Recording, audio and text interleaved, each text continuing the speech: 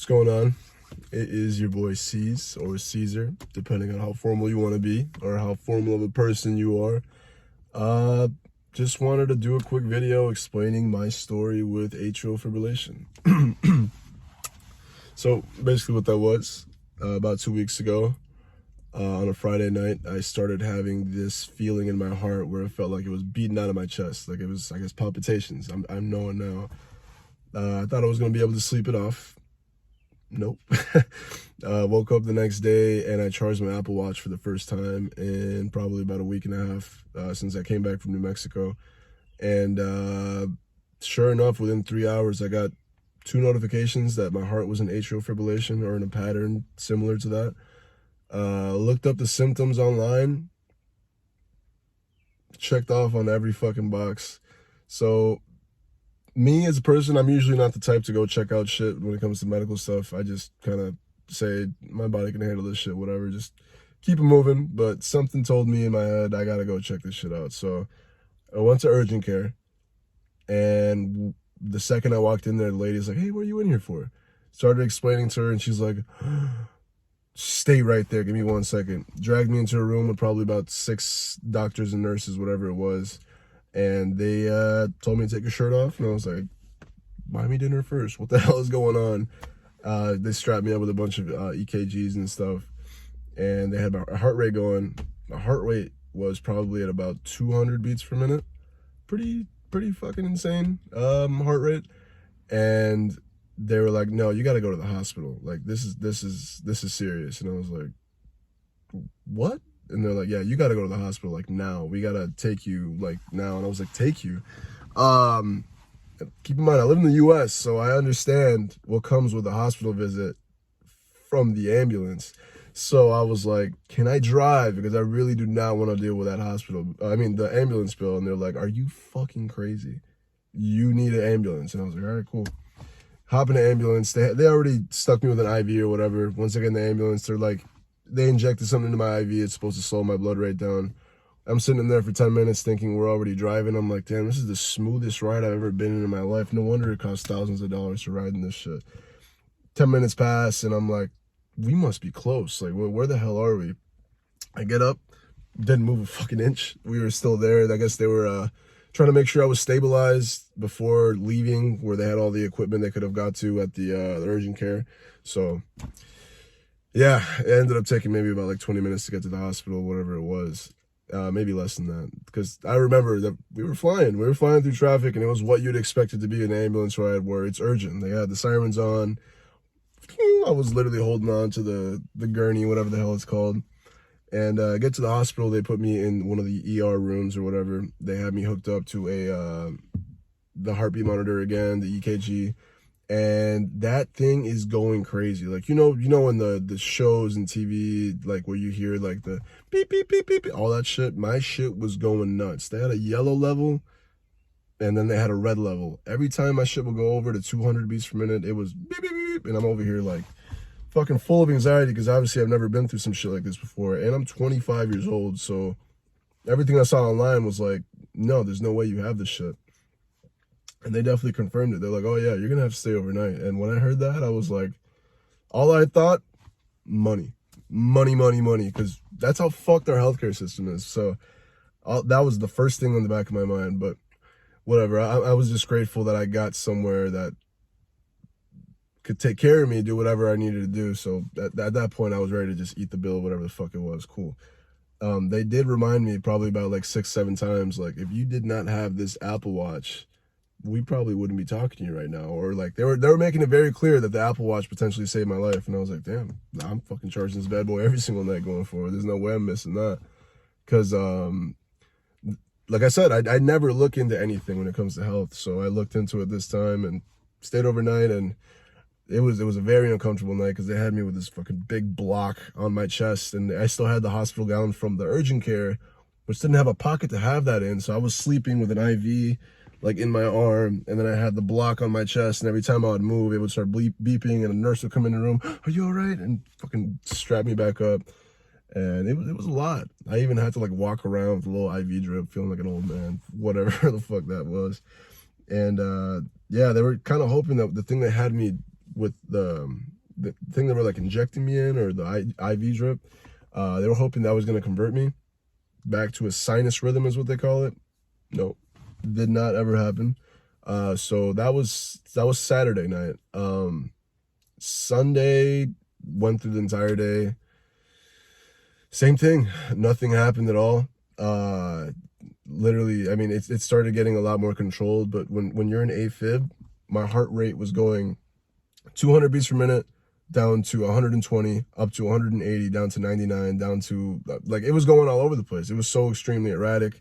The top chamber of my heart was going, the bottom chamber was going, like, they weren't communicating with each other. And the scary thing with that is, when that happens, blood can pool in your heart, and if it sits there long enough, it'll actually become stagnant. And when that happens, it can actually clot.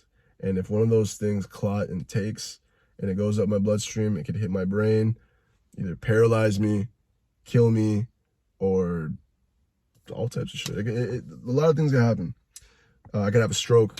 Yeah, so scary shit. When they told me that, I was like, all right, fucking thank God for my Apple Watch, right? And they let me know, they're like, Sunday, they're like, hey, if this doesn't convert you, we're gonna have to actually shock your heart back to a normal rhythm like you see on TV. I was like, you guys are gonna hit me with a clear? And they're like, no, not necessarily, but they'll strap a patch on you and on your back, and it's gonna shock your heart back to a normal rhythm. And I was like, I fucking hope not, but all right, if you gotta do that. So I went to sleep Sunday night. Well, I could barely sleep. They were actually coming in my room every three hours, checking on my vitals. Just when I'd start snoring, they'd come in there, hey man, can I check you out real quick? I'd literally get a fucking shot in my arm at like 3 a.m. Or they actually ended up putting a blood thinner in my stomach, I think it was.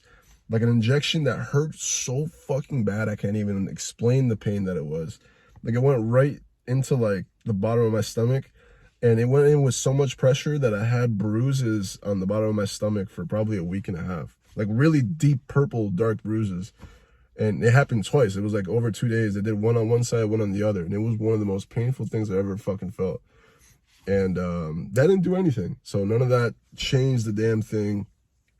So I woke up fucking Monday hoping to God, like, please tell me something changed. They're like, well, it's stabilizing, but your heart's still in AFib. And they were monitoring me the entire night I was sleeping. I guess anytime that I would get up, like, it would shoot up to like damn near 200 beats per minute, which is insane. It's literally insane how high that is. And yeah, they told me, they're like, all right, we're gonna have to do it today. And I remember it came to probably about like 11 o'clock. They're like, all right, it's time for your TEE, which is like, I think it was echocardiogram. Don't quote me on that, but they stuck a tube down my throat, put me under. And that tube had like a camera at the end of it, and it could take like x-ray photos of the inside of my heart, and it could tell if there was any clots or anything that were already formed. And they wanted to make sure that there wasn't any before they actually went and shocked my heart, because if they would shock my heart and there was something there, that would end up exacerbating it and making it shoot up to my brain, and there'd be no video right now. So they checked on that, and then I guess I don't remember much from there. I remember while I was waiting for I think they put me on fentanyl, actually, some crazy shit. That was the last drug I've ever done, I guess. But they put me out for that, and I just remember like the heart rate monitor going fucking nuts, absolutely nuts. Like, it was going like to 200 to 180, because I was freaking the fuck out. I had anxiety, like, you couldn't even believe how much anxiety I had. I've never been through this shit before, and it was all happening so fast, and I was about to get my fucking heart shocked, so it was just a lot to digest. And I remember waking up, and they're like, oh yeah, you're converted. And I was like, thank you, Jesus. Like, I felt like I was in church or some shit. He has been converted. I don't know. But yeah, they ended up putting me on beta blockers and blood thinners ever since then. That the blood thinners are supposed to make it so that it's harder for any clots to form or whatever. So like, if I were to get a haircut, and let's say my barber accidentally cut my mustache, that actually could like bleed for fucking minutes on end. It'd be a scary looking scene. So I got a haircut last week. Obviously it grew out already, but I definitely had to let him know about that shit beforehand, just so he didn't. He never does, to be fair, but like, I had to let him know. And then they got me on beta blockers, which is supposed to like lower my heart rate and all that.